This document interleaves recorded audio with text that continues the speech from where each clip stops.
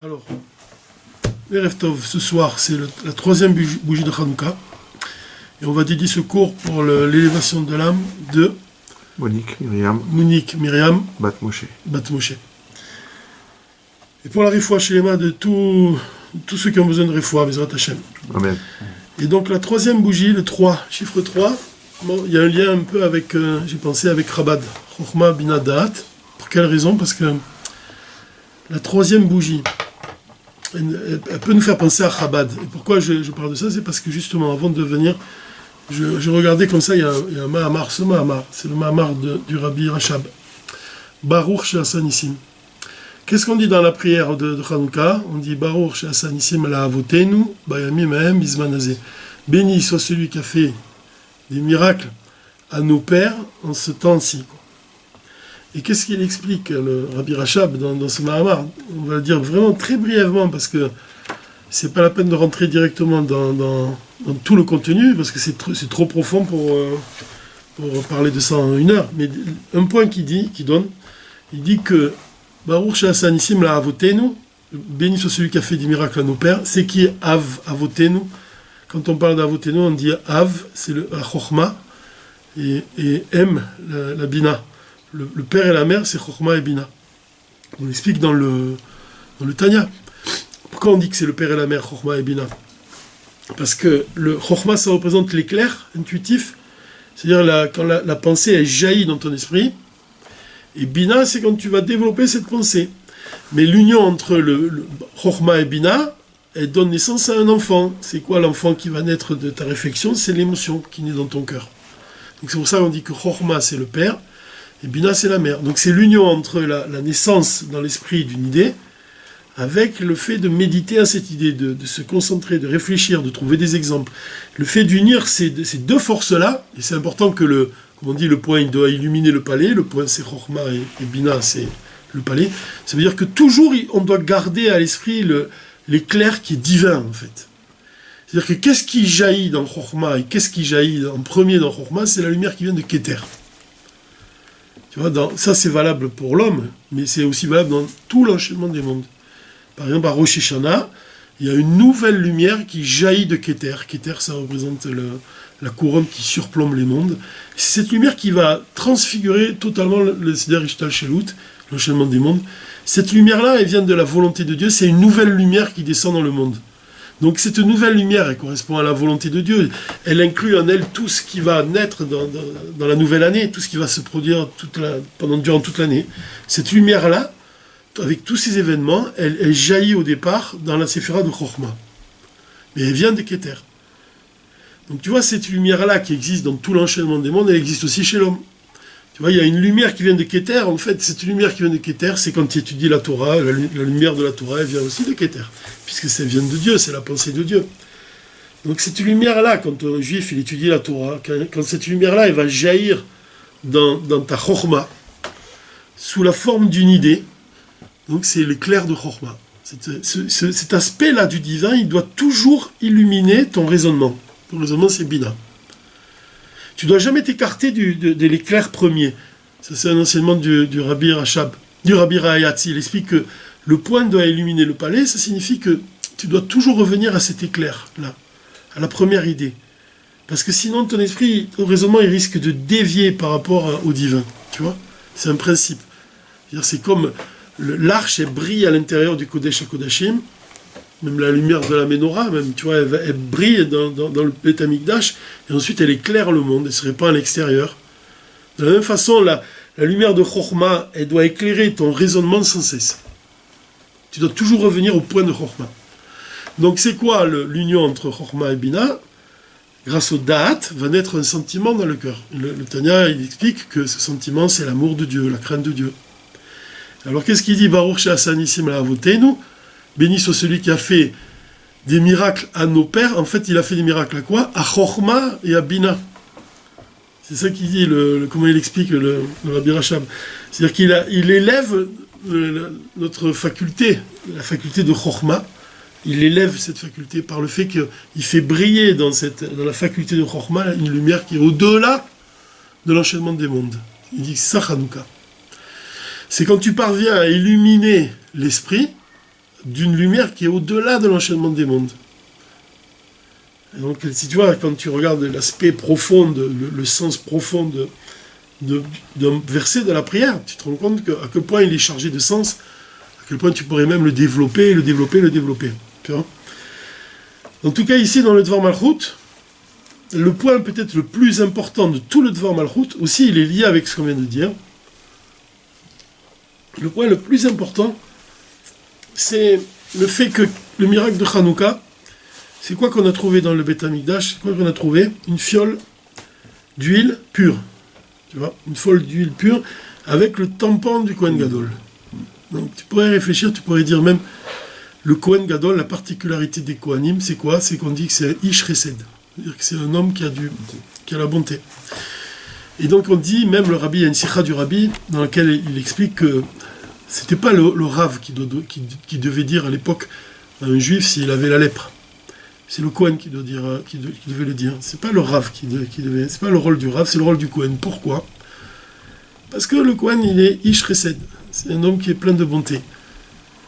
Et seulement quand tu as le cœur plein de bonté, tu peux te permettre de dire à un autre juif qu'il a la lèpre. Donc, sous-entendu ici, si on étend la lèpre à notre vie, quoi, c'est-à-dire lui émettre une critique, lui dire un défaut qu'il a. Il faut agir comme un Kohen, c'est-à-dire qu'il faut réveiller d'abord en nous la faculté de Avat Israël, notre capacité d'aimer un juif au-delà de tout. C'est-à-dire quand tu sais au fond de toi que tu aimes vraiment un juif, alors tu peux te permettre de lui parler et de le critiquer. Parce que la critique qu'il va entendre, elle va être reçue, tu vois, différemment. Sinon, si on ne dit pas les choses avec bonté, en fait, ça signifie qu'on a soi-même le défaut. Tu vois. On peut même presque dire qu'elle va être reçue tout court, parce que s'il n'y a pas d'amour, elle ne va pas être reçue. Elle ne sera pas reçue. Alors que s'il y a de l'amour, il va la recevoir. C'est la faculté de Yisod, même on dit dans l'enchaînement des mondes. Yisod, c'est l'attribut de Yisod, ça correspond au fait de parler, par exemple, à son élève. Pour lui enseigner quelque chose, tu dois d'abord créer avec lui un lien. Il doit savoir que tu l'aimes, d'abord. S'il ressent que tu l'aimes pas, il va rien recevoir de toi. De la même façon, tu vois, le Kohen, il représente Ish Chesed. Et alors, quand on dit ici que c'est une fiole d'huile avec le tampon du Kohen Gadol, on voit en fait que la fiole d'huile, c'est quoi? Le rabbi, il explique, il dit que l'huile pure, ça correspond à la chassidoute. Ça correspond à la partie la plus élevée de la Torah, c'est l'huile pure, Shemen Tahor. Et qu'est-ce que c'est la chassidoute? Tu vois bien, ici, le chassidoute, c'est lié avec le fait que la fiole, elle a le tampon du Kohen Gadol. C'est quoi le tampon du Kohen Gadol? Le tampon, évidemment, c'est Emet. Le Emet, le tampon du Emet, de la vérité. Mais qu'est-ce qui caractérise les Kohanim? C'est le Chesed. Et tu vois bien, Chesed, chassidoute. Rav Chesed, parce que le rabbi il nous explique que cette lumière qui provient de l'huile pure, elle est à un niveau très élevé, puisqu'elle représente la partie la plus élevée de la Torah, qui est enracinée même dans l'essence divine, c'est l'essence de la Torah. Donc tu es obligé de dire que c'est lié avec le Rav Chesed. Quand on parle de Rav Chesed dans le Tanya, c'est lorsque Dieu il aime au-delà de toutes les mesures, au-delà de toutes les limites. Donc c'est évident que c'est lié aussi avec la chassidoute, que la chassidoute elle a la faculté de pénétrer dans les endroits, on le sait, les plus profonds. Et ça s'accorde avec le fait que quand le rabbi dit qu'on doit parler avec un juif, quand on parle avec lui et qu'on veut se faire écouter par lui, on doit parler avec douceur, parce que les paroles qui sont dites avec le cœur, elles pénètrent dans le cœur et elles y font leur effet. Tu vois, comme l'huile, elle pénètre dans les endroits les plus impénétrables. Et la chassidoute, comme c'est l'essence de la Torah, elle a la faculté aussi de pénétrer dans les endroits les plus réticents. Et donc le point le plus important ici, c'est de dire que la chassidoute, c'est pas seulement qu'elle nous élève, elle éclaire l'obscurité, ça c'est quand on parle de l'huile, on dit qu'elle éclaire l'obscurité, c'est-à-dire que c'est Maor à Torah, c'est-à-dire le luminaire de la Torah, ça veut dire qu'elle nous ouvre les yeux sur les secrets des secrets de la Torah, donc elle nous donne des connaissances, la connaissance de Dieu, des choses qui sont très élevées. Mais en plus de ça, le rabbi vient ajouter une définition ici dans le Dvar Malchut. Il nous dit que l'huile, elle assaisonne les aliments. C'est-à-dire, tu prends de l'huile pour quoi faire? Quand tu rajoutes de l'huile dans les aliments. Alors, quels sont les aliments les plus essentiels les essentiels qu'on doit manger, les plus vitaux, c'est quoi? C'est la viande et l'eau, le pain. Bassar, yain, maïm. Et ça, ce sont des exemples qui caractérisent l'aspect révélé de la Torah. C'est-à-dire qu'on ne peut pas vivre sans la partie révélée de la Torah. On ne peut pas vivre sans étudier le Shulchan Aruch. Le Shulchan Aruch, il va nous dire de quelle manière on doit vivre. Tu commences la journée, tu étudies le Orach Chaim au tout début, on te dit quelles sont les halachot du matin, quelles sont les halachot quel brachot tu dois dire le matin, ensuite qu'est-ce que tu dois dire quand tu vas aux toilettes, avant d'aller en sortant des toilettes. Ensuite, les halachot qui concernent la prière, les halachot du tzitzit, les halachot du tefillin, tout ça c'est le début du Shulchan Aruch. Donc tu vois que Shulchan Aruch c'est une table qui est dressée, comme une table qui est dressée, qui est prête à être consommée. Les plats ils sont là, posés sur la table. En fait, c'est notre vie qui est prête à être consommée, c'est-à-dire que notre manière de vivre, de quelle manière on vit. Donc tu vois bien que c'est vital. Donc c'est comparé à la viande. On dit le bassar, la viande, c'est comparé à la partie révélée de la Torah. Ou le pain aussi, on parle du pain. Le pain aussi, on ne peut pas vivre sans manger de pain. Même on dit qu'un enfant, il a le goût, dès il appelle son père, dit qu'il a le goût dit qu'il mange du blé.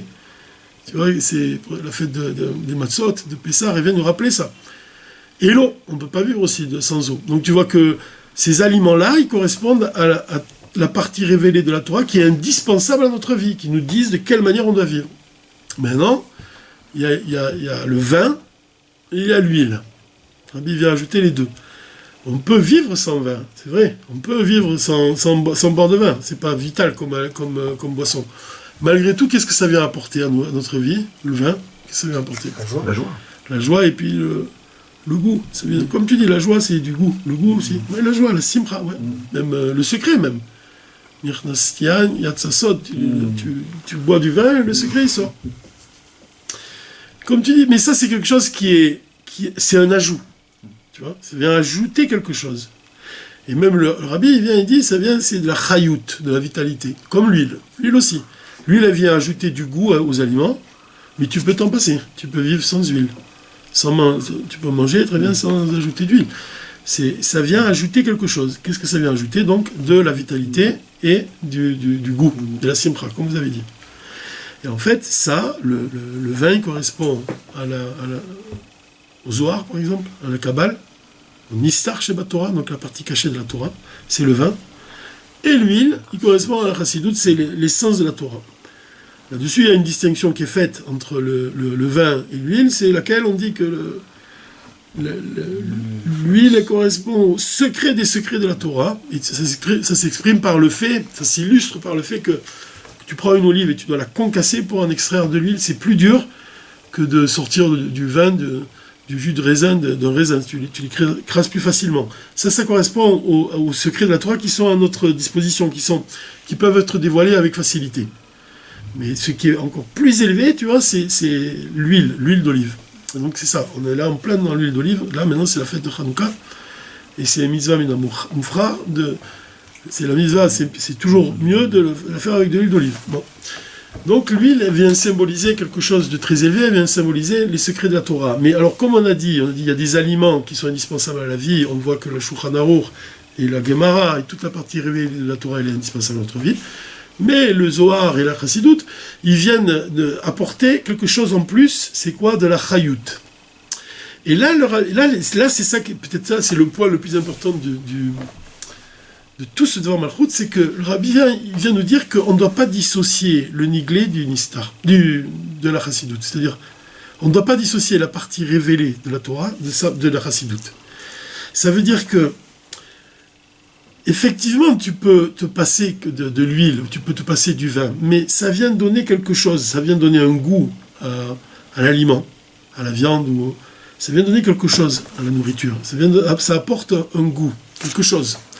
Et de la même façon, la Chassidut, l'étude de Chassidut, elle ne doit pas être dissociée de l'étude révélée de la Torah, parce qu'elle vient donner, elle vient méchailler, elle vient vitaliser la partie révélée de la Torah.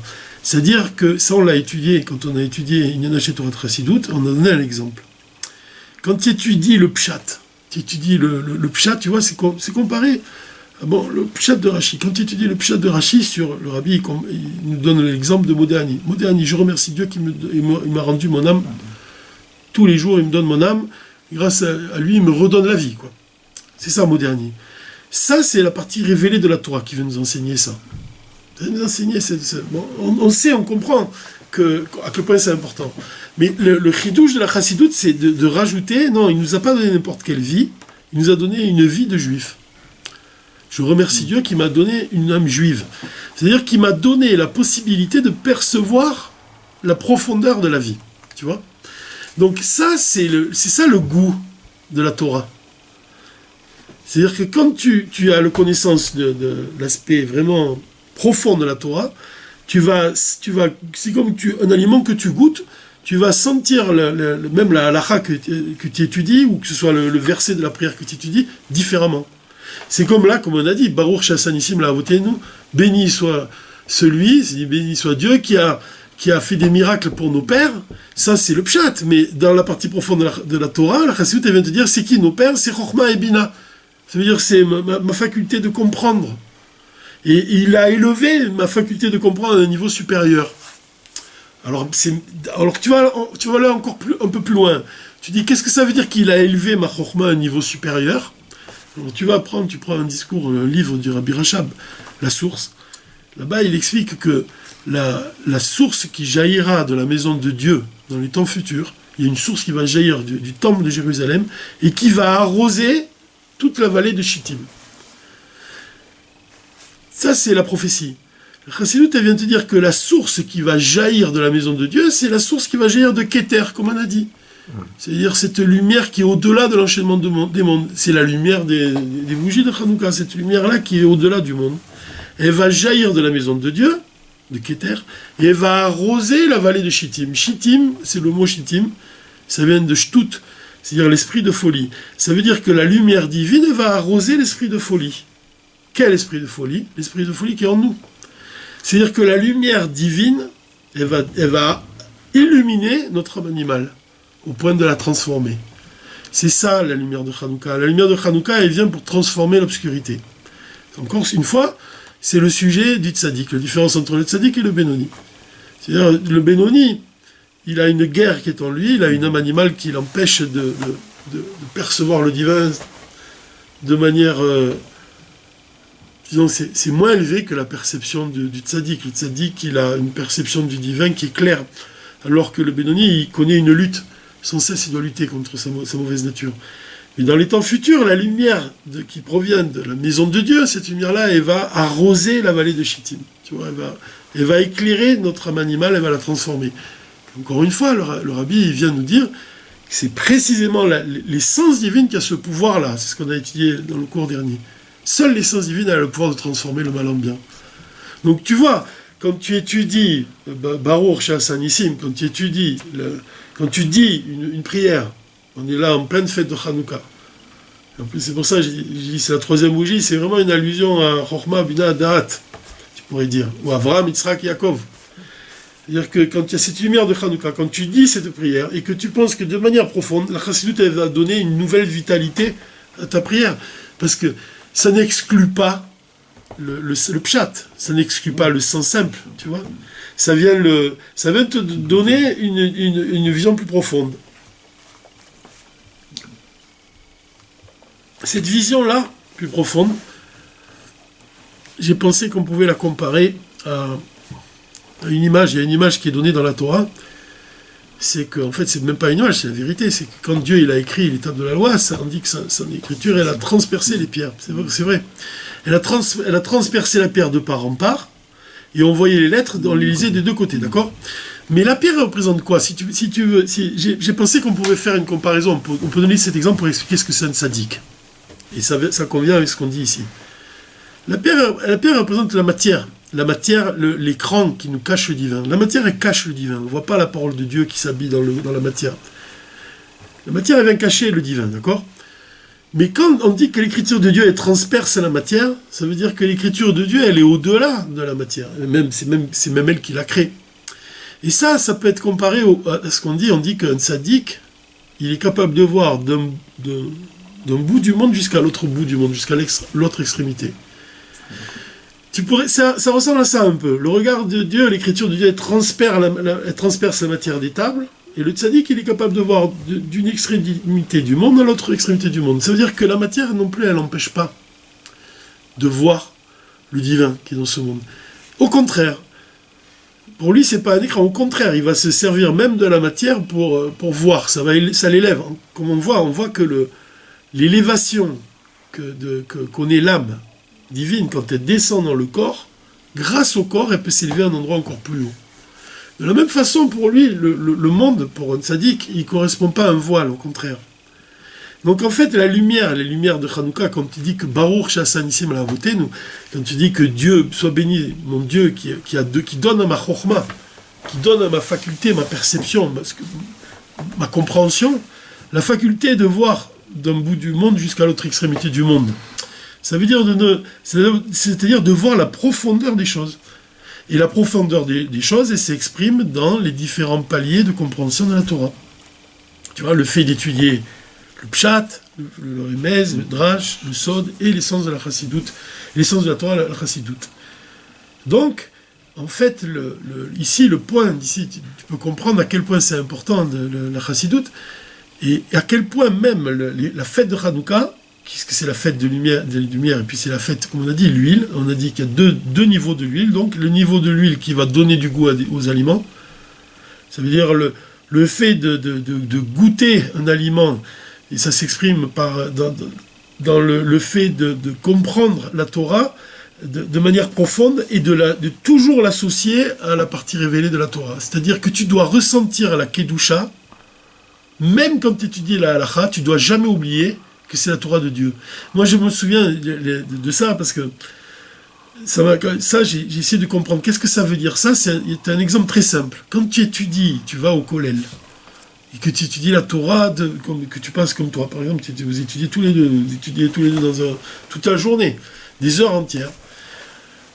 On peut tomber dans un piège. C'est le piège, c'est que comme tu forces tellement l'intellect, tellement habitué à réfléchir, à faire travailler l'intellect, que tu oublies, qu'est-ce qu'on a dit? Que le point n'illumine plus le palais. La routine, quoi.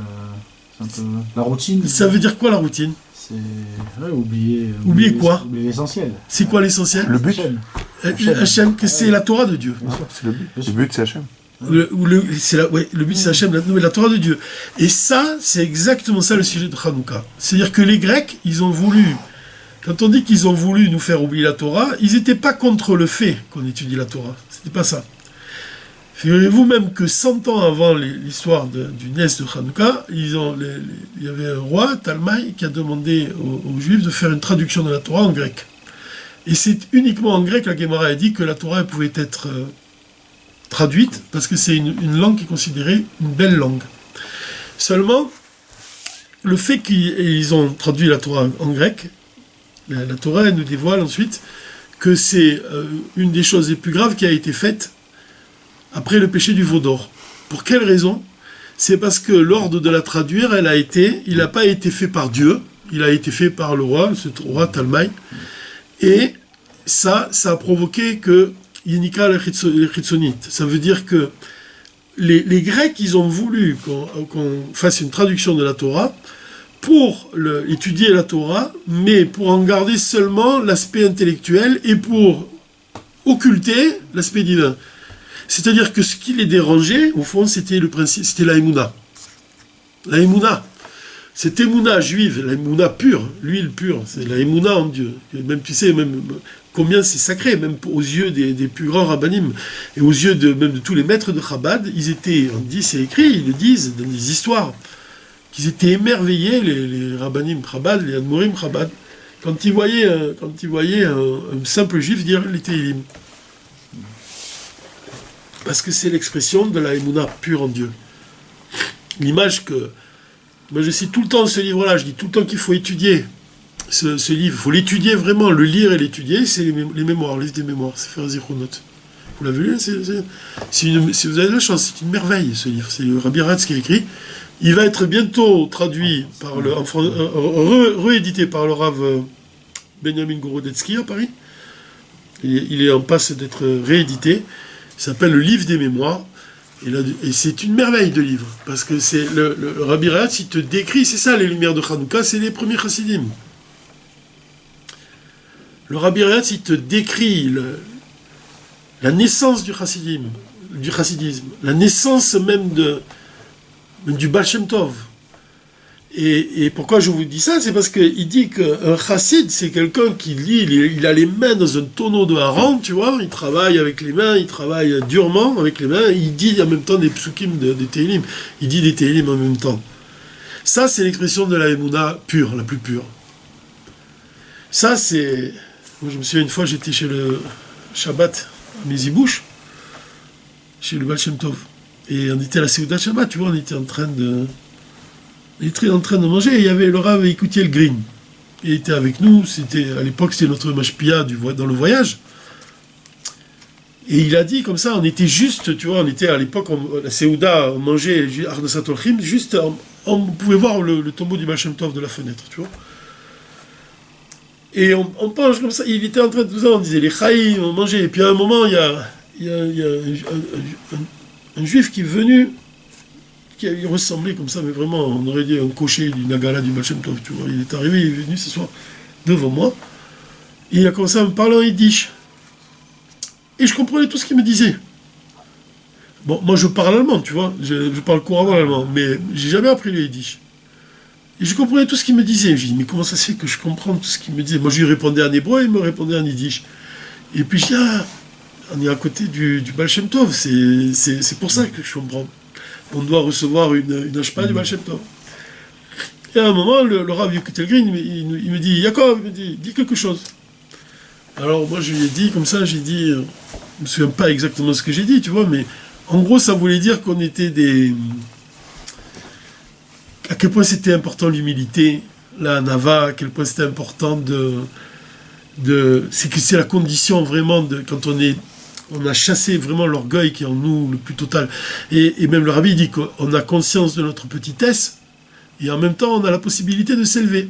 Je disais que c'était important, quand on était comme ça à côté du tombeau du Baal Shem Tov, à quel point on se sentait impliqué par ce devoir-là. Il me dit arrête, il me dit comme ça, il m'a coupé la parole, il me dit arrête de dire qu'on n'est rien du tout, il me dit. Tu n'es pas rien du tout. Il me dit, tu es Ata Machou, il me dit. Il me dit, Ata Chassid, comme ça il me dit. Tu n'es pas rien, il me dit, tu es quelque chose, tu es un Chassid. Moi quand il a dit ça, je dis, j'aimerais bien vraiment l'être. Je ne pourrais pas le dire, tu vois, je ne pourrais jamais dire, oui, je suis un Chassid, qu'est-ce que vous faites dans la vie, je suis un Chassid. J'aurais du mal à dire une chose pareille, tu vois. Mais malgré tout, ici, tu vois quand même que malgré tout, les maîtres de Chabad, ils sont réellement impressionnés par le fait d'avoir... qu'un juif, il peut dire, et il exprime sa émouna, sa pureté. C'est sa pureté, en fait. Et c'est ça qui dérangeait les Grecs. C'est ça qu'ils ont voulu anéantir, tu vois. C'est cette émouna-là. Donc, en fait, si tu réfléchis, même dans la chassidoute elle-même, on dresse souvent le portrait de l'âme, on dit qu'il y a une partie de l'âme qui s'habille dans le corps, et une partie de l'âme qui ne s'habille pas dans le corps. De la même façon, on dit que dans la faculté de Chokhma elle-même, puisqu'on a dit que Chokhma, ça représente la petite fiole d'huile, c'est ça, Chokhma. Il y a deux niveaux. Regardez comment il est décrit, le Rabbi Rachab dans la source. Regardez comment il dit. Il y a deux niveaux dans Chokhma. Le premier niveau, Maché Chokhma, Ireshit Agiloui, Vereshit Aishtalshelut. Ça veut dire que Chokhma, c'est le départ. Le Reshit Aishtalshelut, c'est le départ dans l'enchaînement du monde. Ça veut dire que Chokhma, c'est l'idée qui va commencer à descendre dans mon raisonnement, qui va commencer à s'habiller dans un raisonnement. Mais il y a un niveau supérieur à celui-là, c'est le niveau de Chokhma, mais vraiment, le niveau supérieur de Chokhma, c'est Chokhma tel qu'elle reçoit quelque chose de divin, avant même que ça descende dans le raisonnement. C'est-à-dire que quand ça descend dans le raisonnement et dans l'intellect, ça, les Grecs, ça ne les dérangeait pas. Mais ce niveau de Chokhma qui est au-delà, tu vois, c'est le niveau de Chokhma tel que Chokhma elle reçoit la lumière de Keter.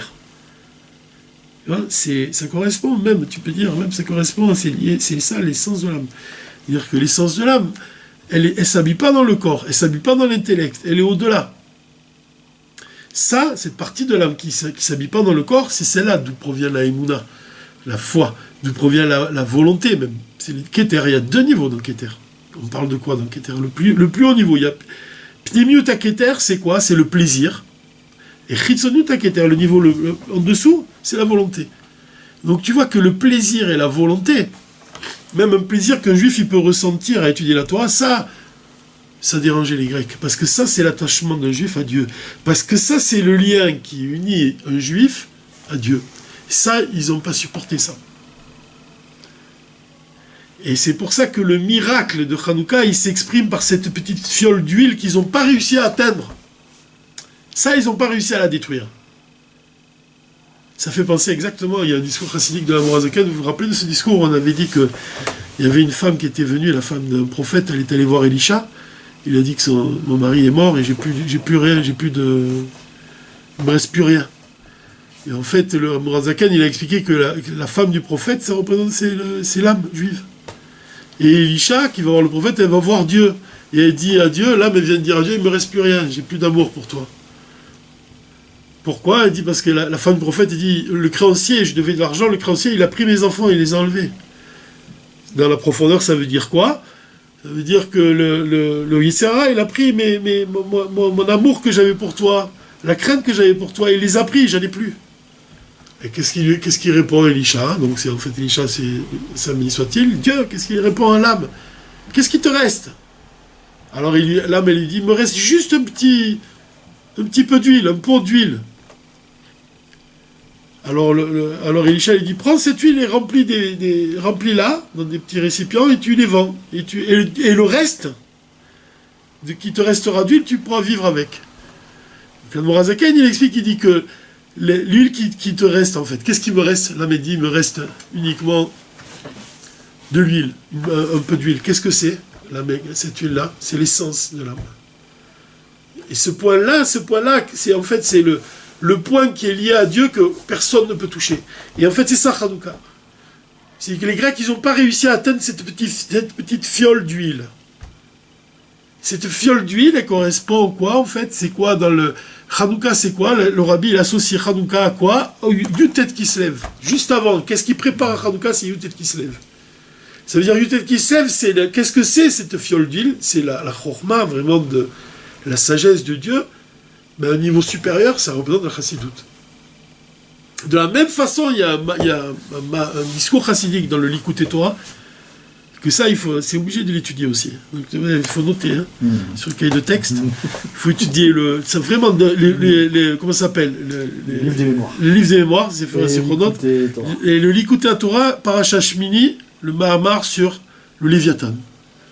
Parce qu'il est court, il n'est pas très long, mais là-dessus, il explique quelque chose qui est lié avec ce qu'on dit.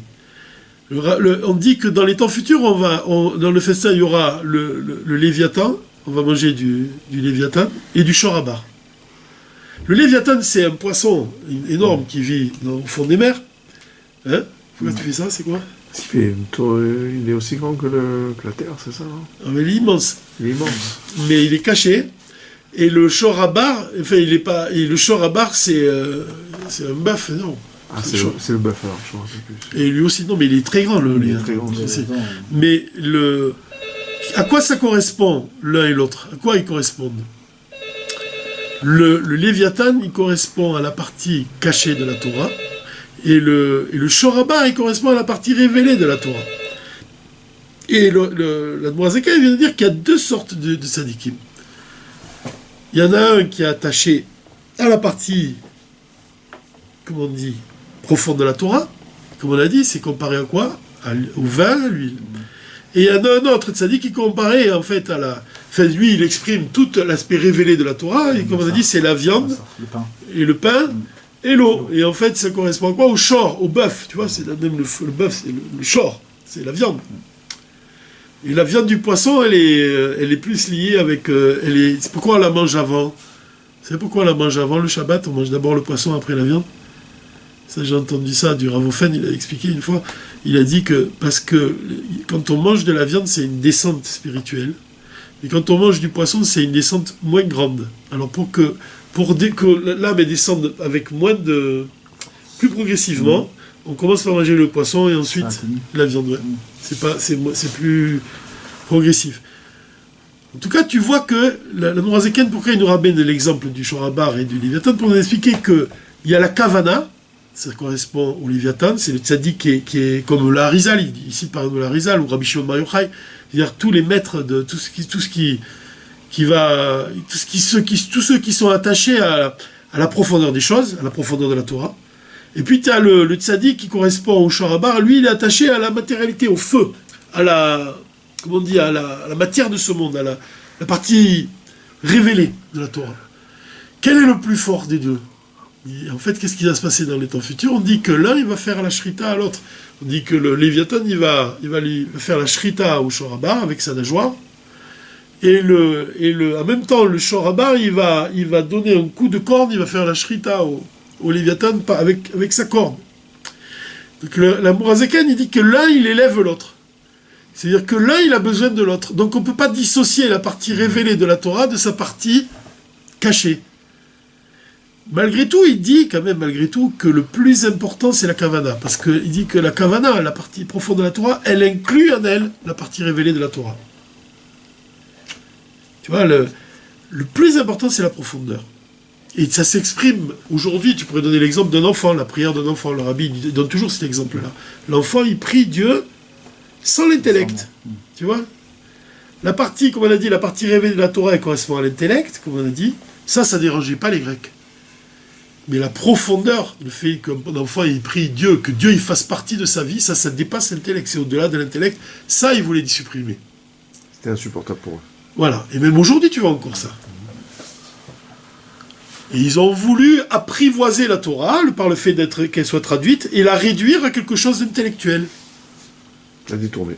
La détourner. C'est pour ça qu'il y a le danger même aujourd'hui. Si tu passes ta vie à étudier la Torah sans saisir l'aspect profond de la Torah, tu finis par, Dieu préserve, oublier que c'est la Torah de Dieu. Pourquoi on dit que c'est de l'huile? Parce qu'elle vient ajouter du goût à l'aliment, ça veut dire qu'elle vient ajouter quoi? Elle vient te signifier que même quelque chose qui est lié avec l'aspect matériel, ça vient de Dieu. Même ça vient de Dieu. Ah, et tu vois, ils m'ont lâché les lunettes. Donc heureusement Janine me change. Parce que justement, je voulais lire justement un petit extrait là-dessus. Donc en fait, ça devient, chas v'shalom, une gymnastique intellectuelle, quoi. Il faut pas. Oui, il ne faut pas que ça... Mais si c'est comme ce que les Grecs voulaient, alors à ce moment-là, ça devient... Ouais, ça devient comme ça, ça réduit le... Au même titre que la philosophie, quoi. Mais c'est ça, ils voulaient en faire une philosophie. Ouais. C'est exactement ce qu'il dit, Et c'est tout le contraire qui est recherché. Là, le rabbi, il donne par exemple, il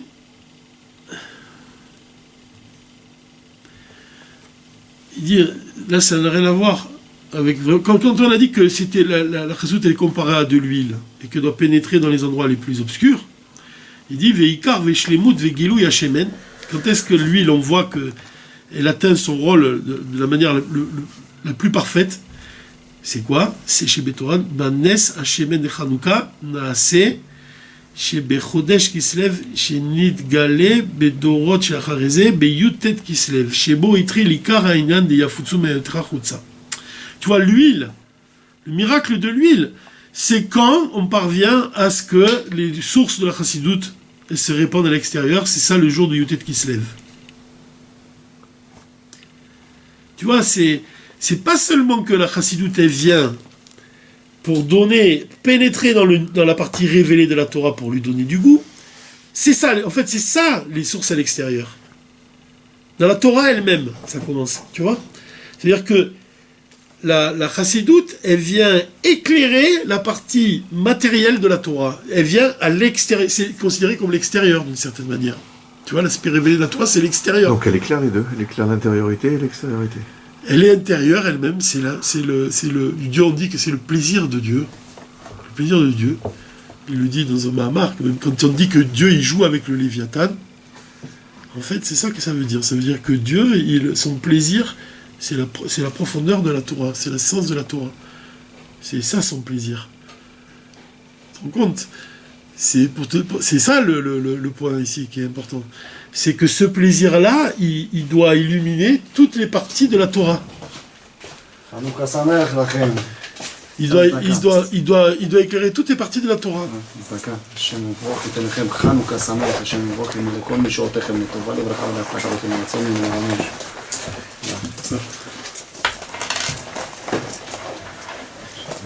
כל משעותיכם לטובה לברכה ולהצלחה וכן רצון וממש. השם יברך לכל משעותיכם לטובה לברכה ולהצלחה וממש. Amen. Amen, amen, amen. Voilà, la simcha, voilà, il vient. כמו שכתוב בפרשת מקץ, שנתעורר. Amen, qu'on se réveille. Il a raison, parce que c'est exactement ça. La simcha et le réveil même, qu'on se réveille. Dire parce que, comme on dit même, quand tu ajoutes de l'huile, ça vient réveiller même. Tu sais, ça me fait penser à Dvar Torah, ce qu'il a dit là. Quand on dit Shenitorer, qu'on se réveille. Il y a des halachot dans les halachot Basra Vechalav où on dit que, tu sais, on ne doit pas réveiller le goût qui a par exemple dans un couteau de viande, un couteau qui te sert à couper la viande. Le goût de la viande, il est avalé dans la paroi du couteau, d'accord? Si maintenant je coupe, si maintenant il est ben yomo, si un jour est passé, un jour est passé, le goût de la viande, il disparaît au bout de certains temps, tu vois? Mais si entre-temps, toi tu viens et tu coupes un citron, et le citron, il va réveiller le goût qui a avalé. Tu vois, il va le réveiller. Donc là, maintenant, tu as un couteau qui est susceptible de faire faire un interdit, tu vois, parce que le goût de viande, il est réveillé. Donc, qu'est-ce qui réveille le goût qui a avalé dans un couteau? C'est quelque chose de kharif. Quelque chose qui est pimenté, kharif, tu vois. Comme un piment, si tu coupes un piment, ou quelque chose de kharif, comme le citron. Et en fait, c'est ça la chassidoute. C'est quelque chose de kharif. Ça vient réveiller quelque chose qui est profond, qui est très profondément, qui est avalé comme il est avalé dans le couteau, ici, c'est avalé dans les parois du corps, dans les parois du cœur, plutôt. L'amour de Dieu, la crainte de Dieu, le lien qui t'unit avec, vraiment, de ton âme avec Dieu, ça vient réveiller ça. Ça vient donner du goût, ça vient donner quelque chose que... L'itoraire, comme il a dit, on doit se réveiller à Hanouka. Donc c'est important ici, tu vois que c'est pas seulement quand j'étudie la halakha, quand j'étudie le Shulchan Aruch, je peux tomber dans ça veut dire quoi que je tombe dans l'intellect? Ça veut dire que je viens réveiller. La Torah que j'étudie, elle va se limiter à l'intellect et une certaine austérité, quoi. Parce que qu'est-ce qui est plus froid que l'intellect? Mosaka dit que même l'intellect, c'est comme la mort, il dit. Même il va jusque-là. La chassoute, elle vient réchauffer, elle nous rend vivants. Qu'est-ce que tu veux dire? Non, que sans ça, c'est technique. Ça devient quelque chose de technique, intellectuel et technique. De mort. C'est pour ça que même tu dis que c'est la résurrection des morts, tu peux même dire ça. Que vraiment, c'est la résurrection des morts. C'est que la chassidoute, même il dit dans Yana Shetora Teres, la chassidoute, mitalef, c'est un peu moins fort, moins brutal comme terme. Il dit que le peuple juif, il était évanoui des pogroms et tout. Et le Malchetov, il est venu réveiller le peuple de son évanouissement. Par quoi? Par la profondeur de la Torah. Donc c'est clair que la chassidoute, elle vient réveiller ce qui est là devant toi, la matière de la Torah. C'est indispensable. C'est indispensable. Tu ne peux pas vivre sans connaître la halakha. Tu ne peux pas vivre sans savoir de quelle manière doivent être construites une paire de téphilines. Mais la chassidoute, elle vient vivifier l'aspect matériel, l'aspect révélé. Elle vient unir les deux. Shneor. Tu vois, Shneor Zalman, Shneor, c'est deux lumières. La lumière, c'est ça qui veut dire. C'est-à-dire que la lumière de la chassidoute, de la profondeur, le Léviathan, et le Shorabar, le Niglé, ils s'unissent. Ils s'unissent pour que tu puisses même accepter le matériel, même. Tu puisses, l'aspect révélé de la Torah, tu puisses l'accepter de manière plus profonde. Tu puisses le vivre de manière plus profonde. Tu fais plus les choses par habitude ou sans les comprendre. Et ça, le lien, là, c'est là qu'on peut faire un lien avec la paracha de la semaine, la paracha Miketz. Et même, quand le rabbi ici, il nous dit que Miketz, ça désigne pas seulement la fin de l'exil, ça désigne deux choses, la fin de l'exil et le début de la délivrance. Ça, c'est la paracha de Miketz. Et c'est lié avec Yaakov. Et l'exemple qu'il va donner pour expliquer pourquoi c'est lié avec Yaakov ici, d'abord parce qu'il dit que Yaakov, il a enseigné la Torah à Yosef. Il a enseigné tout ce qu'il savait à Yosef, à son fils. Et son fils, quand il est parti en Égypte, en fait, tu vois que c'est les sources qui se répandent à l'extérieur. Ça veut dire que la Torah que Yaakov il enseignait à Yosef, elle est allée en Égypte. Tu vois, elle pénètre même en Égypte. C'est ça, l'huile. L'huile, elle pénètre dans les matières les plus dures. Tu vois, la lumière de Hanouka, elle a le pouvoir d'éclairer l'extrémité du monde jusqu'à l'autre. Ça veut dire que c'est la Torah de Yaakov, par l'intermédiaire de Yosef, elle va descendre en Égypte. La Torah de Yaakov, elle va descendre dans les endroits les plus bas. Et c'est précisément l'enseignement peut-être le plus fondamental de tous les Malchut, c'est ça. C'est que quand tu fais descendre la Torah dans les endroits les plus bas, tu montres la force de la Torah vraiment. La force de la Chassidoute, c'est de descendre dans les endroits les plus bas. Ça s'exprime quand tu y parviens. Ça s'exprime quand tu parviens à toucher vraiment quelqu'un qui a vraiment pas le niveau. Quand tu parviens à le toucher, c'est comme de l'huile qui pénètre dans un rocher, tu vois. C'est ça l'idée qui est donnée, tu vois. C'est Yaakov par l'intermédiaire de Yosef. C'est pour ça qu'il dit que Yaakov il représente.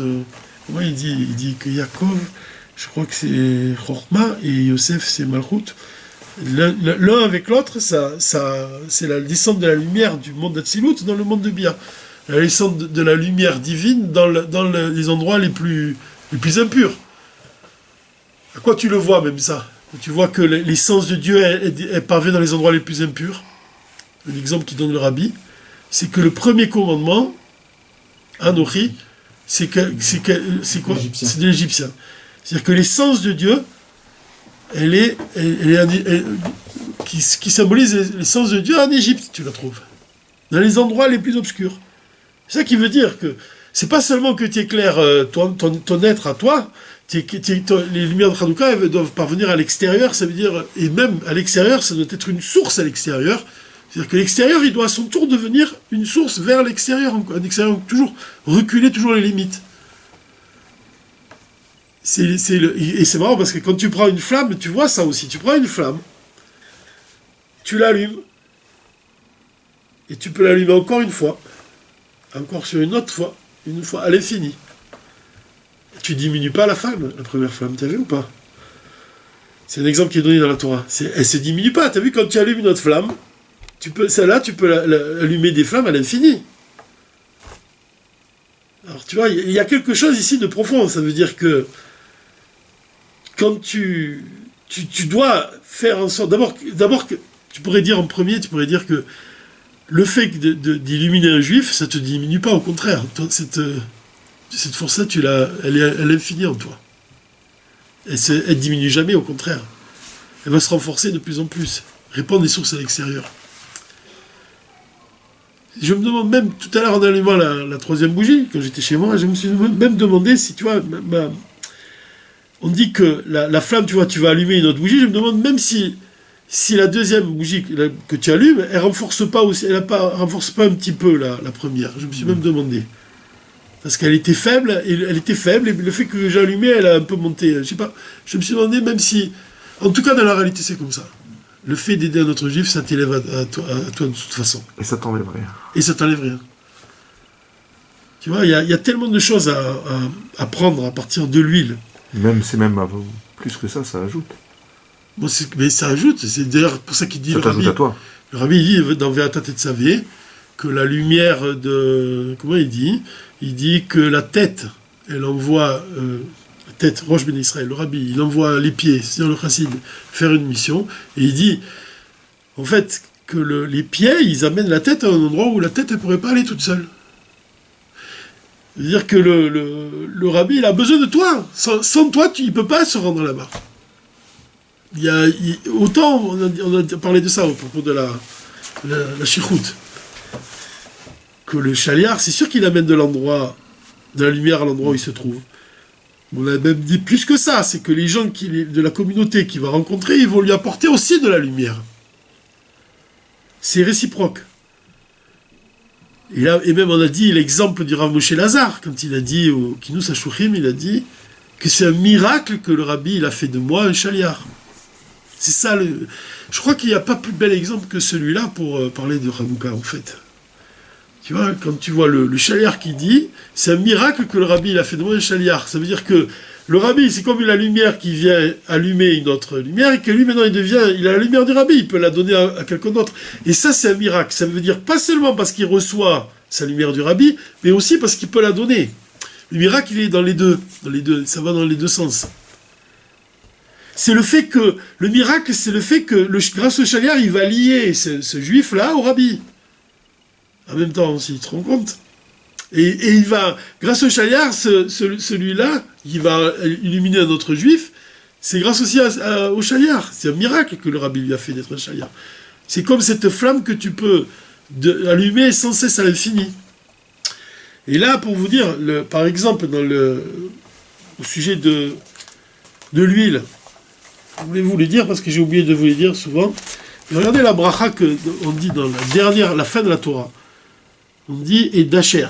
Asher, il dit, béni, Baruch, Mibanim, Asher, béni parmi les fils est Asher. Pourquoi? Qu'il soit agréé par ses frères, et il trempera dans l'huile son pied. C'est la bénédiction qu'il reçoit. De Yaakov, Asher. Donc il est béni parmi tous les frères, et il est agréé par ses frères, il est reconnu par ses frères, et il trempera dans l'huile son pied. Qu'est-ce qu'il dit le rabbi là-dessus? Il dit, qu'est-ce que c'est? Il trempera dans l'huile son pied. Le pied, ça représente quoi? C'est le Kabbalat Ol. C'est l'action concrète. Le fait que tu agis au-delà de l'intellect, en fait. Que tu agis parce que... Non, pas au-delà de l'intellect. Tu agis parce que Dieu, il a ordonné. Ça, c'est le pied. Mais quand le pied, il trempe dans l'huile, c'est quoi? C'est que l'huile, elle représente la partie la plus élevée de l'âme, qui est au-dessus de l'intellect. Quand le pied, il trempe dans l'huile, ça veut dire que tu agis au-delà de l'intellect. Tu agis pour Dieu, tu es totalement soumis à Dieu, au-delà de ton intellect, et de manière... je sais pas comment, vraiment, c'est lumineux, quoi, tu vois. C'est ça, là, c'est une bénédiction qu'il reçoit. C'est-à-dire que ton pied, il trempe dans l'huile. C'est-à-dire que ton intellect... Non, pardon, c'est ça, plutôt.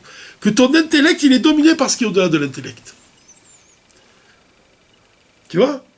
Ton pied, c'est-à-dire la partie la plus basse de toi-même, la plus froide, c'est l'intellect, il trempe dans l'huile. C'est-à-dire qu'il est illuminé toujours par le poing illumine le palais, par le divin. C'est ça qui le fait exister. C'est ça qui le fait exister, mais attention, mais c'est de quelle manière? Comme tu dis, Modani, merci mon Dieu de m'avoir donné ma vie, c'est pas ça, j'existe aussi. Mais quand tu dis merci mon Dieu de m'avoir donné une vie juive, ça c'est une autre vie.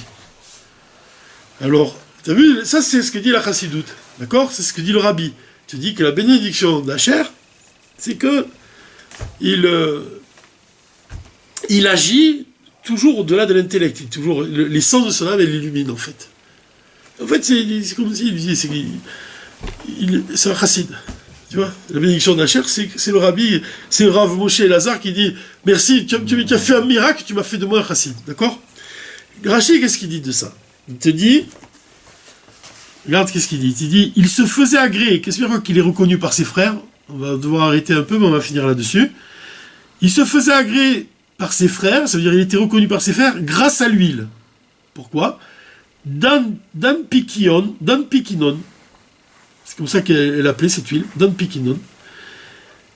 Qu'est-ce que c'est, entre parenthèses, Rachid vient de te dire, c'est les olives que Asher il donnait à ses frères, c'était des olives qui étaient arrivées au tiers de leur maturité. Tu vois, ils n'étaient pas totalement arrivés au tiers, ils étaient jeunes encore, des jeunes olives. D'accord? C'est une huile qui est spéciale. Pourquoi Asher il était aimé de ses frères? Parce qu'il leur donnait une huile qui est spéciale, et que Rachid vient de te dire, cette huile-là, c'était des jeunes olives, elles avaient une bonne huile à l'intérieur, tu vois. Et qu'est-ce que c'est? En fait, leur nom, ces olives, c'est l'huile, tu dis, Shemen Anpikinon. Alors c'est pour ça qu'au début du cours, je vous ai fait compter. On a compté combien ça faisait la valeur numérique d'un Pikinon. On a trouvé combien? Moi, je me rappelle parce que j'avais calculé avant. Ça fait 357. 357. C'est la valeur numérique du nom de cette huile-là.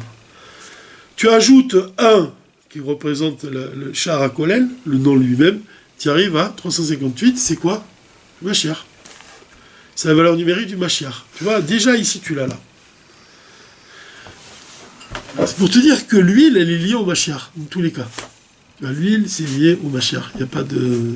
L'huile, elle flotte dessus de tous les liquides, elle ne se mélange pas aux autres liquides, elle flotte dessus, c'est quoi? C'est comme l'idée qu'on dit dans le Tanya, on te dit que la chose, elle est proche de toi pour l'accomplir dans ton cœur, dans ta bouche. Elle est proche de toi pour l'accomplir, pour la réaliser. Le Morazaken, il a écrit le Tanya il est fondé sur cette déclaration-là, que la chose, elle est proche de toi pour l'accomplir. D'accord ? J'ai toujours pensé que c'est quoi la chose ? C'est la venue du Mashiach. En fait, la venue du Mashiach, elle est proche de toi. Elle est proche de toi, ça dépend de ta bouche et de ton cœur. Mais quand il dit elle est proche de toi, c'est ce qu'on a dit au cours précédent, on a dit que quand Dieu il parle à Moshe, il lui dit Ve'ata tetzavé, il dit si tu ordonneras, ça désigne l'essence de l'âme. Et quand tu dis elle est proche de toi, c'est-à-dire c'est quoi toi ? C'est l'essence de ton âme.